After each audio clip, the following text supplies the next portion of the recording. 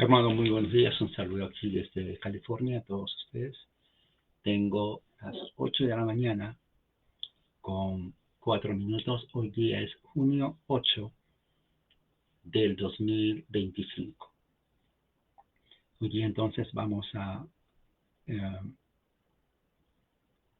estudiar un tema de la Confesión de Westminster. Vamos a estudiar la entrada referente a de Dios y la Santa Trinidad.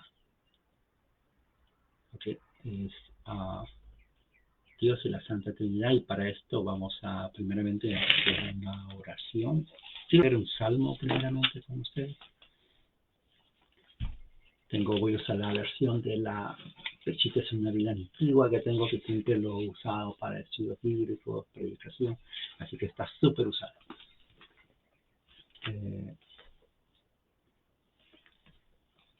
Está en el Salmo 34.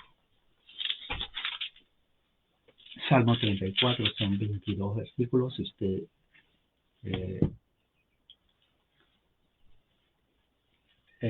tiene su Biblia, entonces lo abre. Salmos 34, dice así la palabra de Dios: en todo tiempo bendeciré a Yahweh. Sus alabanzas estarán continuamente en mi boca.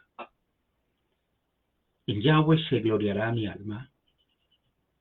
Los pobres escucharán y se regocijarán.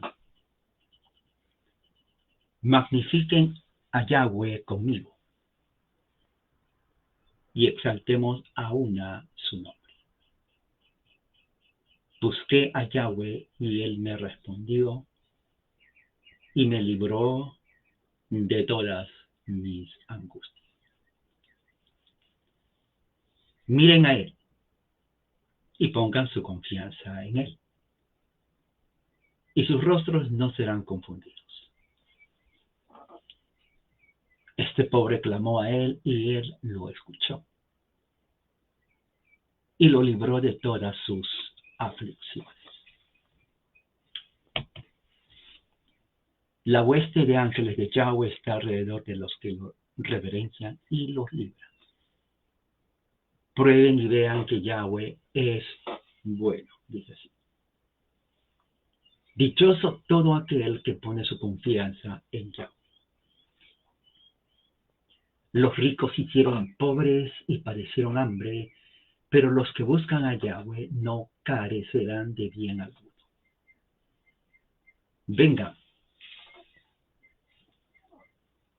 Vengan hijos, escúchenme, y los instruiré en la reverencia a Dios.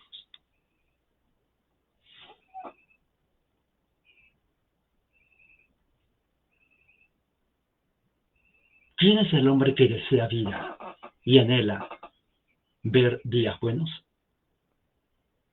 Guarda tu lengua del mal y tus labios de hablar engaño.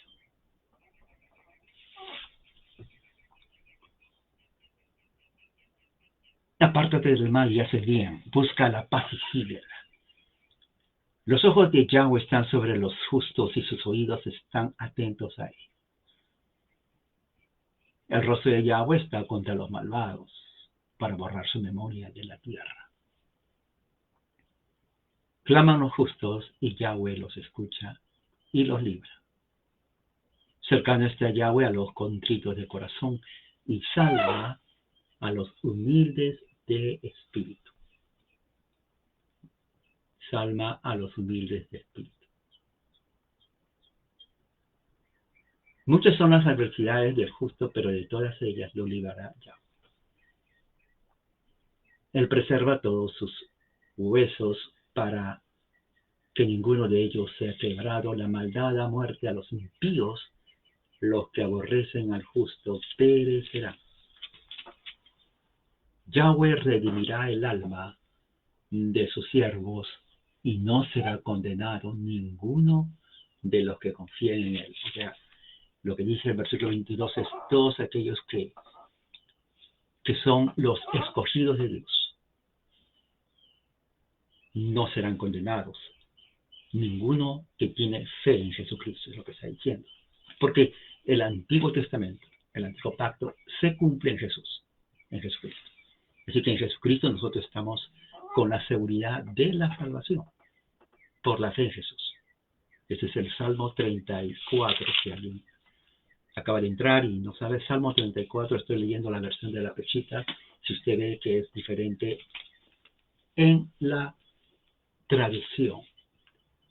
Me gusta esta versión, tengo prácticamente muchas versiones, pero me gusta esta. Hoy día estoy usando esta versión. Ok, ahora, hoy día vamos a hablar acerca del tema de Dios, de acuerdo a la Confesión de Westminster, y vamos a estudiar qué es lo que dice el concepto de Dios de acuerdo a la fe reformada. Vamos a entonces a orar, va a hacer una oración. Se une conmigo para hacer una oración. Oremos, Padre, gracias por tu amor y tu misericordia, porque eres un Dios grande y poderoso en esta mañana. Que los que me escuchan en donde estén, Padre, que tu gracia y tu amor les ayude a poder entender en la mente y el corazón en el nombre de Jesús. Que esta hora sea de bendición y evita toda distracción, Señor, en el nombre de Jesús. Para los que van a escuchar también sea de bendición. Amén. Muy bien. Entonces, voy a estar compartiendo con ustedes. Por alguna razón iba a ser en YouTube, pero como esta computadora es nueva, esta laptop es buena, entonces de la cuenta que tengo me pide un montón de contraseñales o passwords y realmente me olvido. Porque en la anterior ya estaba, ya el sistema de la otra computadora lo tenía automáticamente. No, y cuando me pide entrar la señal, pues no la hace. Así que después voy a tener que buscar. Y no me da hasta 24 horas, o sea, hasta mañana. Bueno, la reunión es hoy, no mañana. Así que decidí entonces cambiar de una forma increíble, automática, a Facebook. Bien, entonces voy a compartir con ustedes la primera parte de la primera entrada, no, de la Confesión de Westminster, de lo que vamos a estudiar hoy.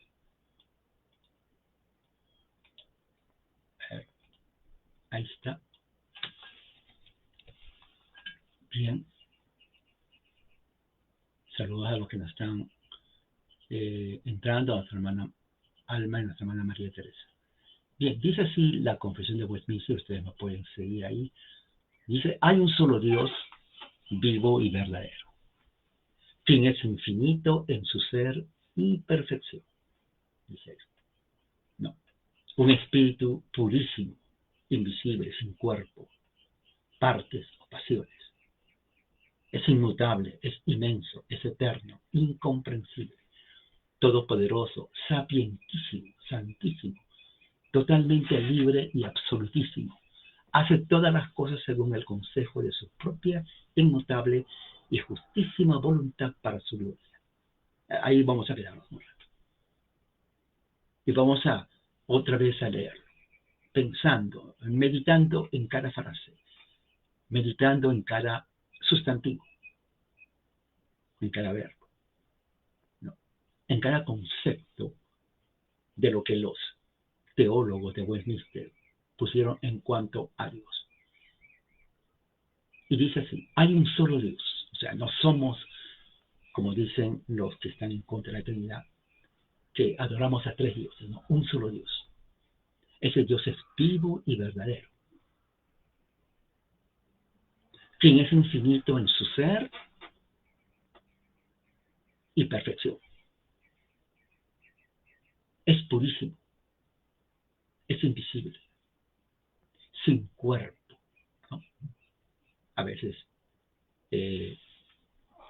escriben y ponen que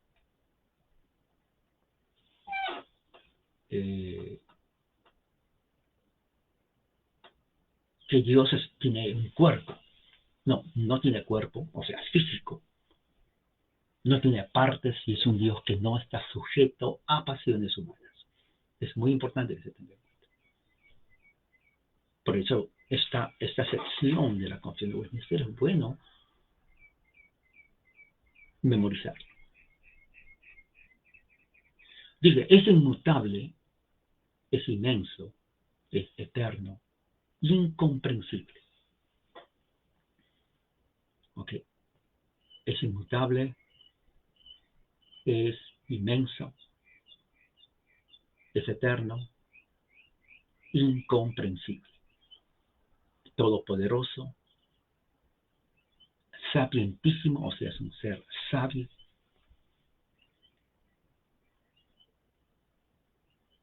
santísimo, y es totalmente libre y absolutísimo. Hace todas las cosas, ¿no?, según el consejo de su propia, mire, hace todas las cosas, todo, según el consejo de su propia, inmutable y justísima voluntad para su propia gloria. Para su propia gloria. No, hace todas las cosas, vuelvo a repetir, según el consejo de su propia inmutable y justísima voluntad. Él no cambia lo que es su voluntad. Cuando Dios hace algo, es porque Él lo planeó y anticipado, lo hace. Y si Él planea algo, lo cumple.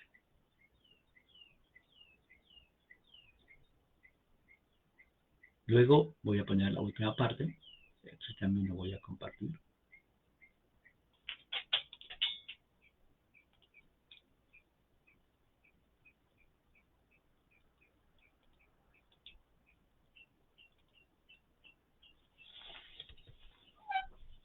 Ahí está. Ya está compartido. Dice, es amorosísimo. No, Dios. Es amorosísimo. Es benigno. Misericordioso. Es paciente. Abundante en bondad y verdad. Perdona la iniquidad, la transgresión y el pecado, y es galardonador de aquellos que le buscan diligentemente.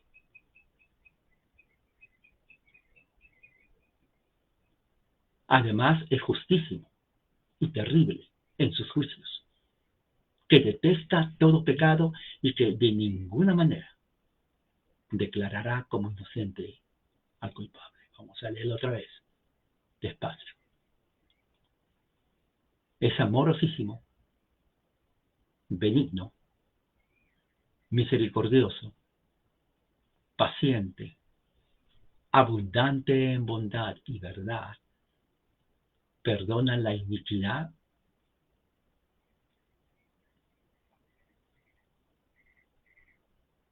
la transgresión y el pecado, y es galardonador de aquellos que le buscan diligentemente. Además, es justísimo, terrible en sus juicios, que detesta todo pecado y que de ninguna manera declarará como inocente al culpable. Ahora, vamos a detenernos por aquí un momento y vamos a ver otra característica de lo que es Dios. Es un ser lleno de amor. Amorosísimo es una conjugación que implica la totalidad de lo que está diciendo el sustantivo. O sea, es lleno de amor. Dios es un ser lleno de amor. Es una característica fundamental. El apóstol Juan dice, ¿no? Dios es amor. Pero no es un amor en el aspecto como generalmente los humanos lo vemos, sentimental. Es un amor de juicio y de preferencia, de protección y de elección. Cuando Dios ama, elige. Y cuando Él elige, está amando. O sea, su amor de Él se muestra cuando, por ejemplo, crea a Adán y a Eva en el jardín del Edén. Cuando Dios le da a Adán y a Eva su ley. ¿Cuál es la ley que Dios le dio a Adán y Eva? Por ejemplo, si ustedes van, al libro de Génesis en el capítulo 2, ¿sí?, hablar de una forma un poco más didáctica. Dice, luego tomando, Génesis 2:15, Yahweh Dios, Adán, lo puso en el huerto de Edén para que labrara y lo protegiera. Se tenía que proteger Adán, trabajar en el huerto. O sea, uno me dice, ¿qué hizo Adán cuando estaba en el huerto? Bueno, no estaba contando los pajaritos ni las mariposas. Él estaba trabajando. Él tenía que administrar toda la creación de Dios. Ahí lo dice. Dice, Dios lo puso para que lo labrara y lo protegiera. Palabra administrar y trabajar implica estaba a cargo, tenía que organizar todo el trabajo. O sea que Adán no estaba simplemente paseándose, entrando en la laguna, pasándola bien. Él tenía que administrar, era la creación de Dios. ¿Me entiende? Era la creación de Dios. No crea que Adán estaba ahí paseándose, mirando, no, nada. Obviamente que estaba todo el paraíso delante de él, algo increíble. Hay lugares en donde uno cuando va, uno dice, este es un paraíso, así habrá sido el Edén. No, donde todavía no entró la contaminación humana. Ese principio de proteger la tierra no ha cambiado. Ese principio de proteger la tierra, la naturaleza, los animales, el río, los árboles, es hasta ahora.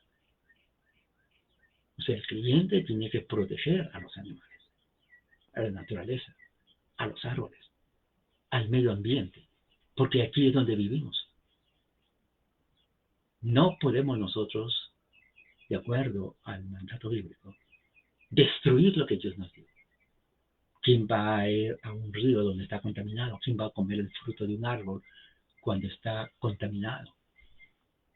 Ni los animales, inclusive, vivirían, sufren.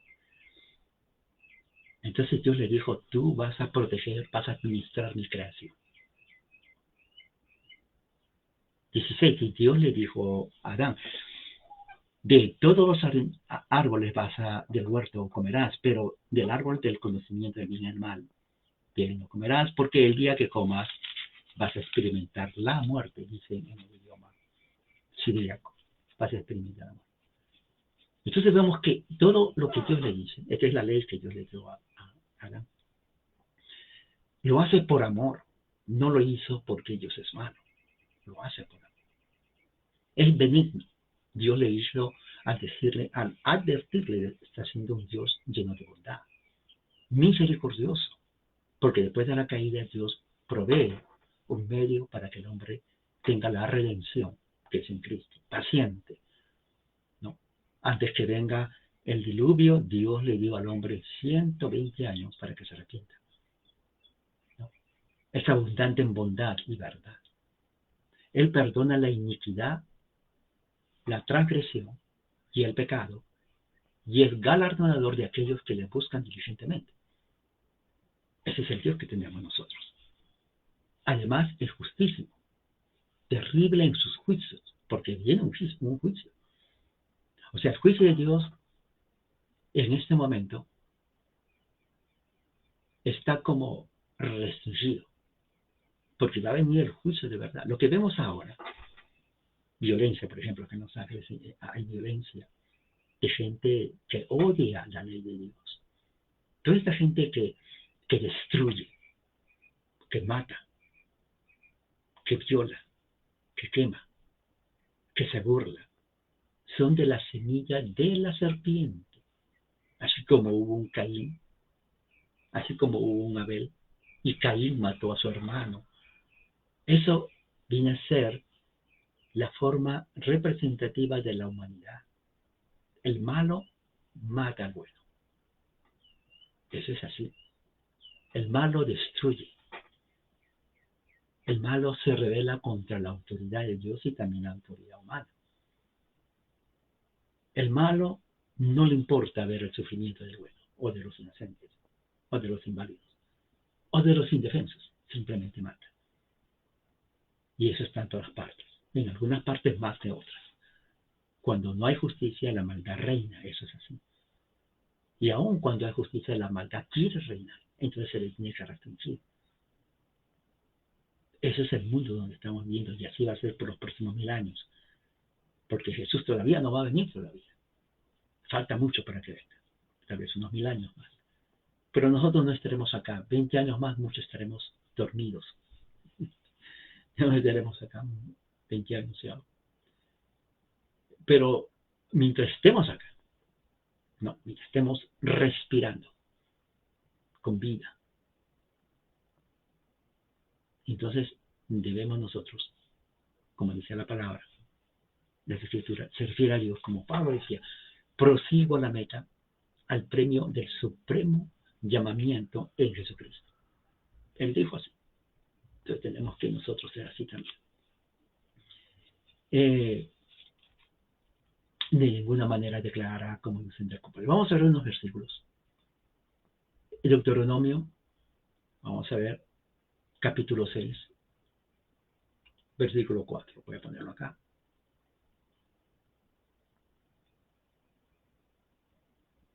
Saludos a nuestros hermanos que se están uniendo, a nuestro hermano Abraham, a nuestra hermana Loreta, a nuestra hermana Johanna.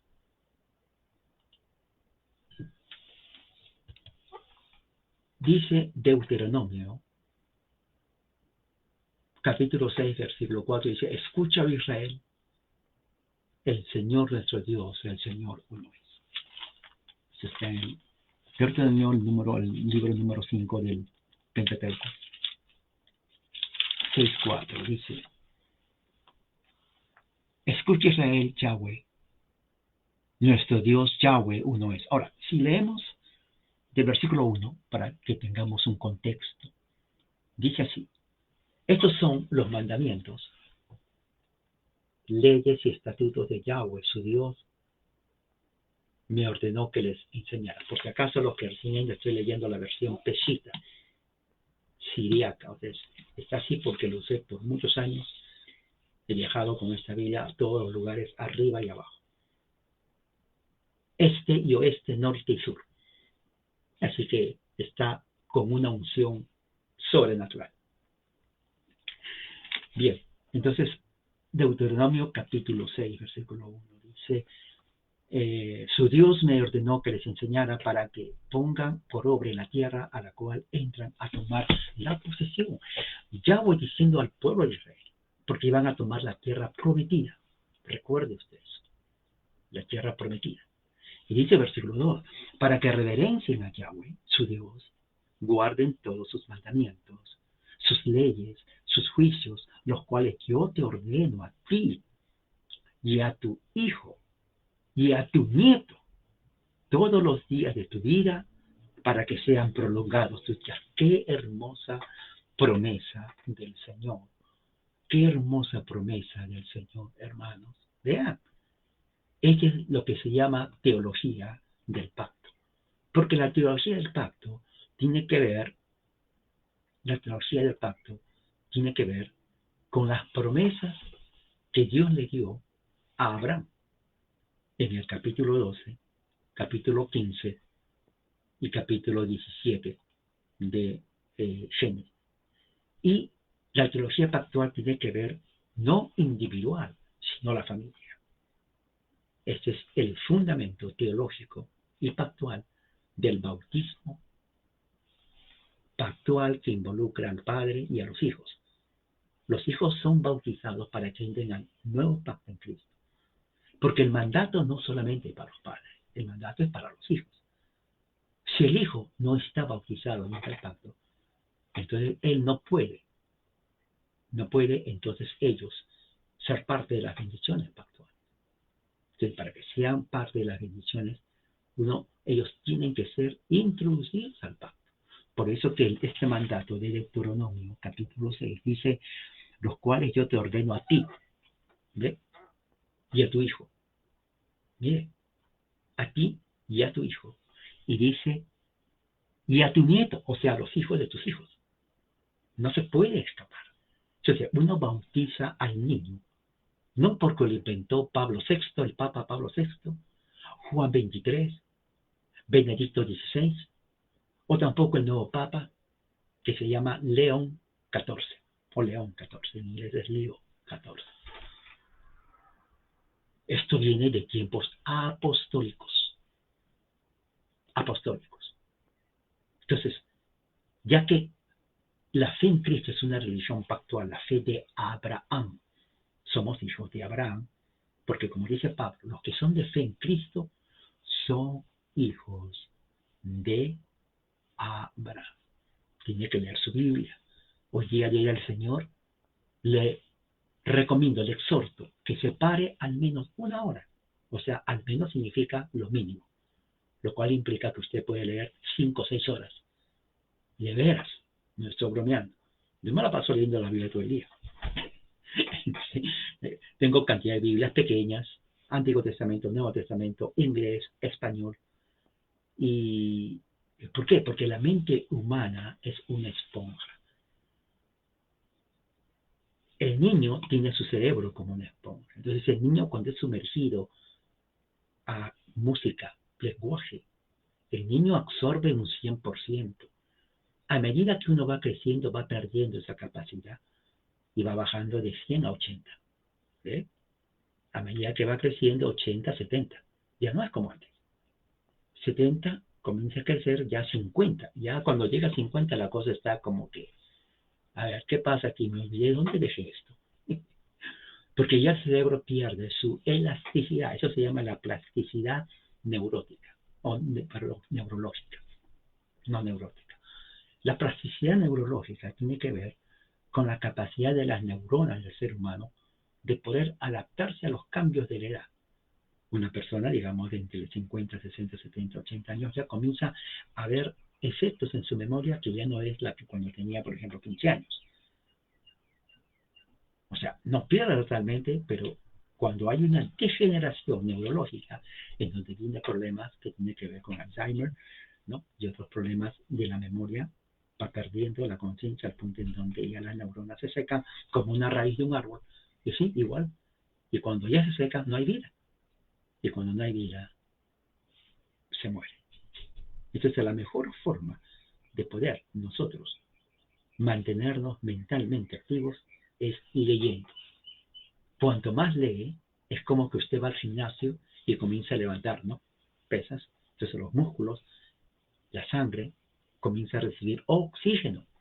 El oxígeno es bueno para la vida, para el cerebro, para que la sangre llegue aquí a la mente. Porque cuando hay sangre hay oxígeno. Cuando hay oxígeno, nuestras neuronas están vibrantes. Eso es así. Entonces, la función del ejercicio del cuerpo ayuda, en este caso, también a que nuestras neuronas estén vivas, sanas, activas, alertas de cualquier cosa que esté pasando. Porque todo está en la cabeza, aquí adentro, ¿no? Esa masa que está aquí, es un músculo. Ahí está todo lo que en este momento usted está prestando atención. Entonces el niño, dice la Biblia, enseña al niño cómo debe vivir, de tal manera que cuando crezca a ser anciano, nunca se va a olvidar. O sea, ya el rey Salomón, sin ser neurólogo, supo de que el cerebro humano empieza desde que uno nace. Es más, desde que está en el vientre de la madre, el niño comienza a recibir cuando la madre le habla. Le dice, ¿cómo estás? Y él está escuchando. Y él está escuchando. Si el niño nace ya con sus neuronas preparados a escuchar la voz de la madre, los sonidos que están afuera, el ladrido de un perro, de un gato, los árboles, el aire, ¿no? Sonidos de cualquier. Entonces el cerebro de ese hijo está pero absorbiendo cantidad. Si no me cree, tenga un hijo y créelo. Bueno, es una broma, no va a decir, al pastor dijo que tengamos hijos. Pero eso no es una decir de que criar a un niño no es solamente a ver la boca, no, empieza aquí. Porque a los 5 años, un hijo que durante 5 años ha recibido eso, es un genio. Es un Elon Musk. Sí, bien. Entonces, seguimos. Dice, todos los días de tu vida para que sean prolongados tus días. Y dice, oh Israel, presta atención. Mire, ten cuidado de ponerlo por obra para que te vaya bien y te multipliques en gran manera, como Yahweh, el Dios de tus padres, te ha prometido, porque te dará una tierra de la cual fluye leche y miel. O sea, la promesa a Israel es real. Ahora, obviamente el Israel de ahora, que está en el Medio Oriente, ellos son seculares. Ellos, aunque tengan una rica historia bíblica, ¿no? Ellos como que no creen, y esta es una gran decepción. Dios castiga a Israel 3 veces, más de 3 veces, pero las 3 principales son con Asiria, con Babilonia y con el Imperio Romano. ¿Ok? Y son destrucciones terribles por la idolatría, por la infidelidad del pueblo de Israel a Yahweh. Entonces es ahí cuando dice, escucha Israel, Yahweh nuestro Dios, Yahweh uno es. O sea, es un Dios. No son 2 dioses, no son como los idólatras que ellos creen en otros dioses. Vamos a ver otro texto, ¿no? Que está en 1 Corintios 8:4. Y aquí lo voy a poner. 1 Corintios 8:4, ahí está. Entonces vamos a ver aquí. 1 Corintios 8:4. Y aquí lo tengo, lo encontré de una forma increíble. Ustedes saben que en la escuela dominical, cuando yo iba la primera vez, el pastor, un pastor bautista, nos hacía concurso de rapidez bíblica. O sea, daba un texto y todos los que estábamos ahí teníamos que buscar el texto. Entonces yo me di cuenta que Dios me dio el don de la rapidez de los dedos. Cuando decía, busquen, antes que termine ya lo había encontrado. Y me decía, pero ¿cómo usted puede encontrarlo? Digo, no sé, doctor. Pero, perdón, pastor. Y aquí digo doctor porque trabajo en el hospital. Aquí lo encontré. O sea, de 100 textos, yo encontraba 99. El único texto que no encontró es porque se equivocó. Bueno, en fin. 1 Corintios, entonces, capítulo 8, versículo 4, dice así. Así que, en cuanto al comer de los que se sacrifica a los ídolos, sabemos que un ídolo nada es en el mundo. ¿Se dan cuenta? Y que no hay otro sino un solo Dios. Ahí está Pablo. Nosotros los cristianos creemos en un solo Dios. Dios es uno. Okay. Hay otro versículo que está, también lo voy a poner aquí.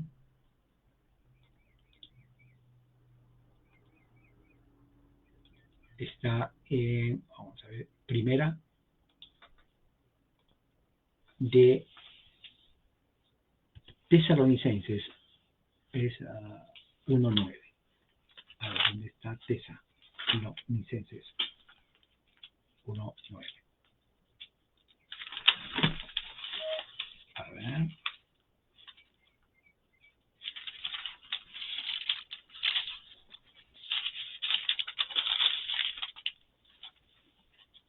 Ok, ya la encontré. 1:9. ¿Se dan cuenta? Bien, dice así. Primera de Tesalonicenses, Pablo dice lo siguiente, versículo 9 dice, porque ellos mismos cuentan de la recepción que tuvimos de parte de ustedes, dice ahí,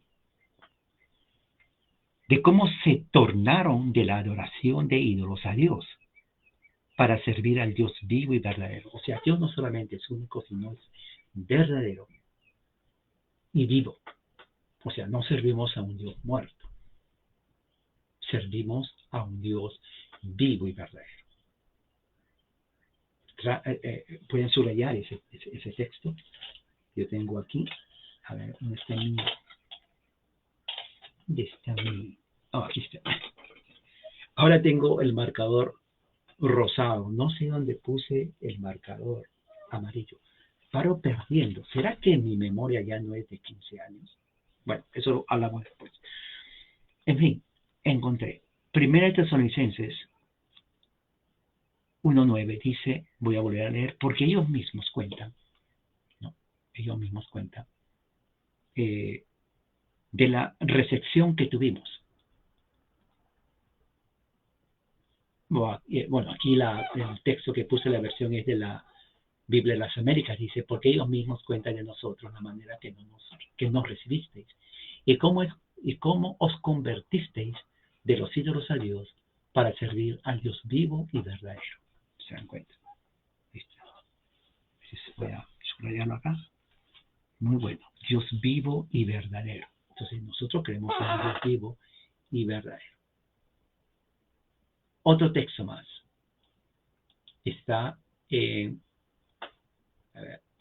Jeremías 10:10. Está en el Antiguo Testamento. Vamos a ver Jeremías. Ya lo encontré Jeremías, ahora el capítulo 10. Ya encontré el capítulo 12. Capítulo 10, lo encontré. Dice así, pero Yahweh, dice, es el Dios vivo y verdadero, ¿no? Y el Rey de las edades. A causa de su ira, la tierra se estremece, o sea, terremoto, y las naciones son impotentes delante de su indignación. Ahora, en el tiempo antiguo, ¿no? Cuando había terremoto, pero esos terremoto, ¿okay? No de 5 grados, sino terremotos tal vez de 10 para arriba, destrucción total. Era porque Dios estaba enojado con la humanidad. Era juicio de Dios. Era juicio. O sea, no era simplemente un hecho telúrico, era terremoto. Y no solamente en intensidad, sino también en duración. Oiga, un terremoto de 10 grados. Por 3 minutos es destrucción total. ¿Ok? Es destrucción total. 3 minutos. En un minuto hay destrucción. Imagínense 3 minutos. Y 10 grados. No 7 ni 8. 10 grados. ¿Para qué pensarlo, no? Entonces, cuando sucedía eso, Dios está indignado. Dios está enojado con la humanidad por su desobediencia, por su rebeldía, idolatría, ¿no? Dejaron a Jehová, como dice Isaías al pueblo de Israel, pueblo cargado de maldad, generación de víboras. Así le dice, generación de víboras. Increíble, ¿no? Ese es Dios. Luego hay otro texto, también voy a poner aquí. Está en Job 11:7-9. Job, el libro de Job. Vamos a ver, Job, ¿dónde estás? Aquí está. Job 11:7-9. Lo encontré. Dice así. Bueno, ahí puse. Muy parecido al que hubo en Chile, en Valdivia, grado 9. 14 minutos. ¿Estás segura que duró 14 minutos? No, pues entonces ya se hubiera destruido. ¿De veras? Bueno, después hablamos de eso. Pero vamos a Job 11:7-9. Dice así. ¿Puedes tú comprender lo que Dios da a conocer? ¿O puedes tú estar más allá del límite del Todopoderoso? Mire, ¿podrás tú descubrir las profundidades de Dios? Es la pregunta. ¿Podrás descubrir los límites del Todopoderoso? Dice el versículo 9, su dimensión es más extensa que la tierra y es más ancha que el mar. Él pasará, dice. Él pasará.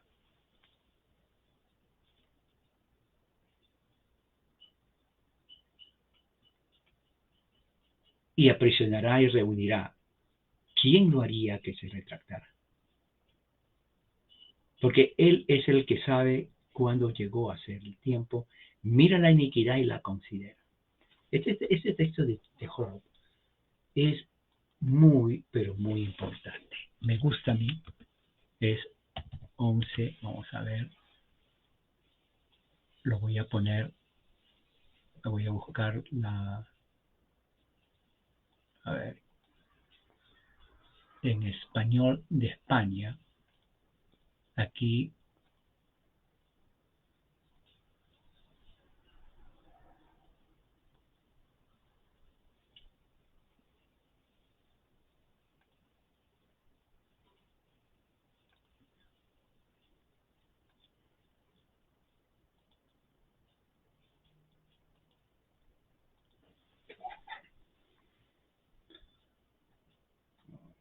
otra vez, ¿dónde está?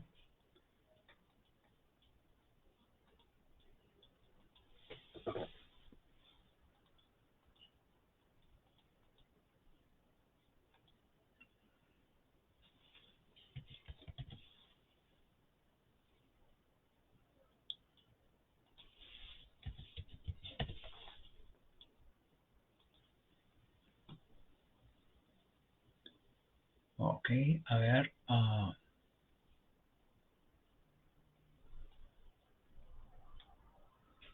Ok, aquí está.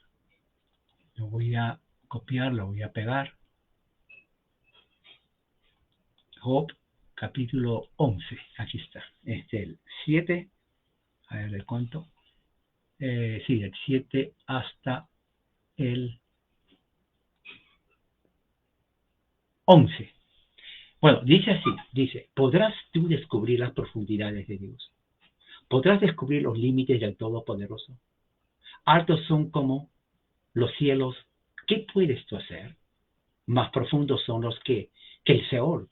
¿Qué puedes tú saber? Más extensa que la tierra es su dimensión y más ancha que el mar.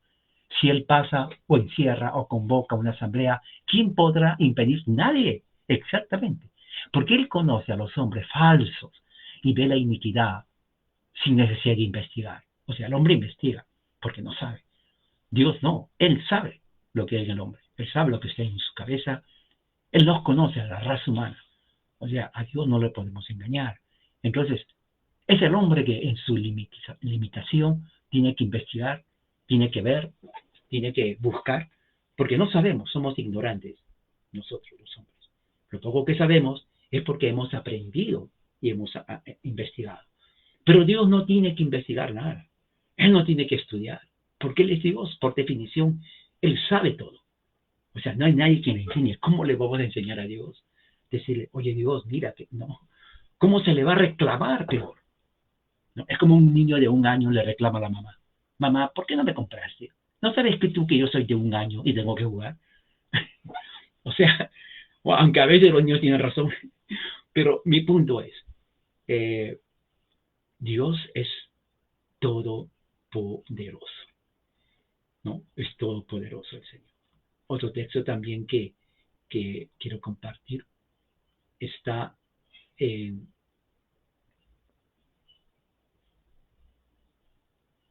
está justamente en el libro de Job también. Voy a buscar, está en el capítulo 26, a ver, 26, 14.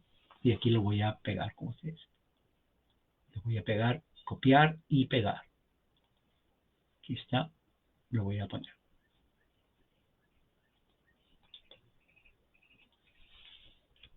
Bien, dice Job 26, 14. Estos son los bordes de sus caminos. Y cuán leve es la palabra de él. Y cuán leve es la palabra que él.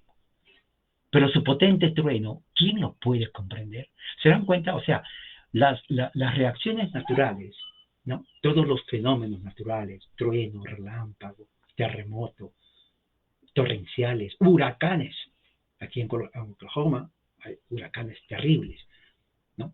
Creo que en Chile hubo hace unas semanas atrás donde se llevaban todo. Bueno, aquí en Texas y Oklahoma es terrible. Se destruyen todo, usted puede verlos. Hasta las vacas se van volando por arriba.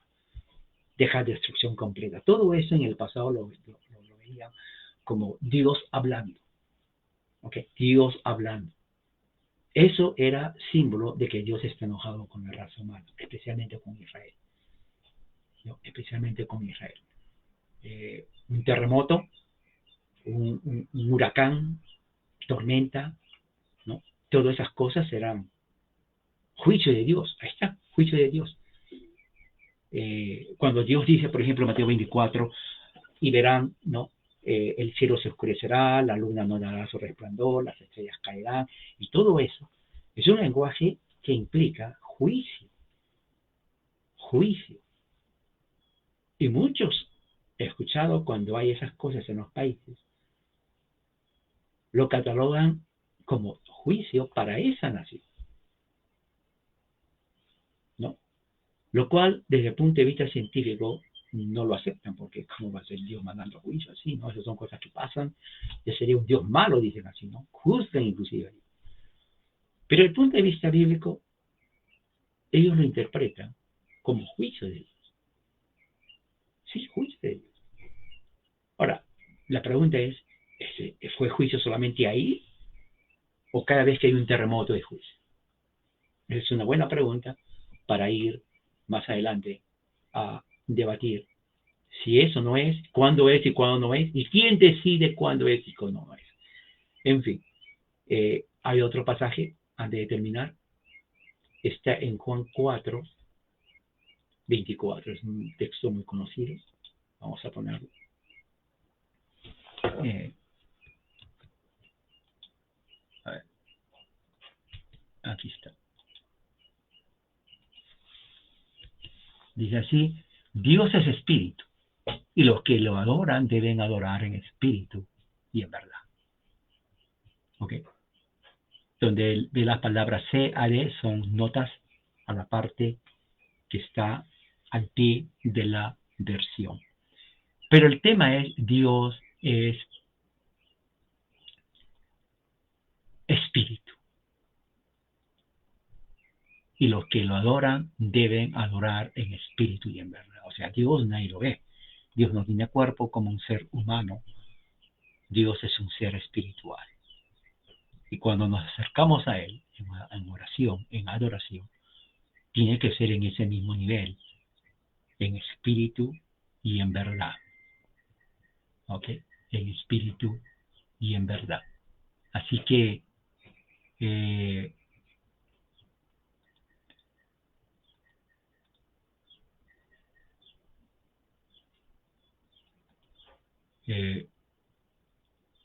tenemos que tener ese concepto que el Dios que creemos no está limitado a una denominación. Es un Dios poderoso y es espiritual. Por eso que debemos nosotros de siempre estar con eso en la mente. Ese concepto teológico de Dios, ese espíritu, tiene que estar siempre con nosotros. Dios es espíritu.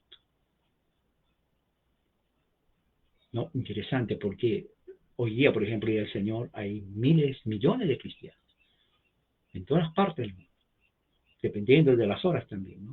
Creo que en Europa ya tuvieron el día del Señor, pero en esta parte de las Américas todavía muchos estamos en las iglesias, otros ya terminaron dependiendo de la hora. Yo tengo aquí las 8:52, pues de repente las 12 ya terminaron, otros tienen inclusive más horas, pero es día del Señor.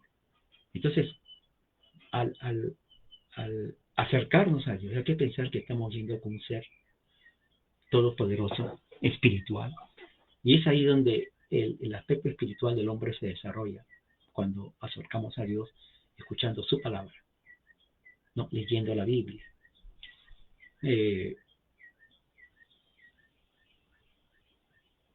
Reflexionando en lo que leo. Hoy día, como vuelvo a repetir, separa un tiempo usted. Lea la Biblia en paz, lejos de todo estrés, con un marcador, leyendo, marcando lo que a usted le llama la atención, o aquello que dice, ¿qué será? Lo apunta. Lo que yo hago cuando leo la Biblia y algo como que, ¿qué será? Digamos, una parábola. Entonces agarro y marco, digo, a ver, para estudiar más tarde, pongo el texto y después entro y investigo a qué se refería a Jesús. Hay muchas cosas que Jesús dice y uno se queda como, ¿Qué querrá decir? No, entonces, y es bueno saber, porque recuerden, la Biblia fue escrita hace 4.000 años. Es un idioma que usted y yo ya no hablamos. No fue escrito en español. Esto no es original, esta Biblia es copia, de traducciones, de traducción. O sea, si esto se destruye, están destruyendo una versión, una traducción. Pero los originales, es más, los originales tampoco ya existen porque desaparecieron por el continuo uso. Muchos los quemaban. Entonces lo que queda son copias de copias de copias de copias de copias y más copias y copias y copias y así. Tenemos muchas copias. ¿Ok? Hola, ¿cómo estás? Maritea, es mi sobrina que está en España, de España. Y bueno, ¿qué más? Hay otro texto más. Voy a con esto ya para terminar. Está aquí. Y esto se lo voy a compartir. Tengo muchos textos, pero voy a compartir aquí.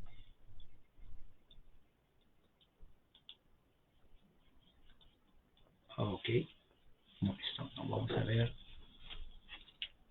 Eso ya.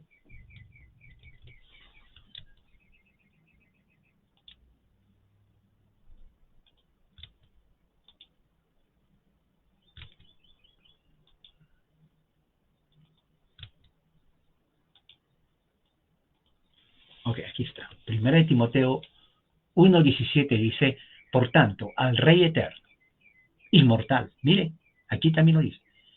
Es Rey eterno. Dios es eterno. Es inmortal. Invisible.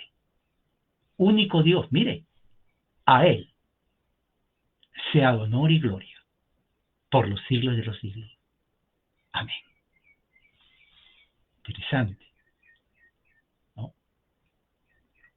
Interesante.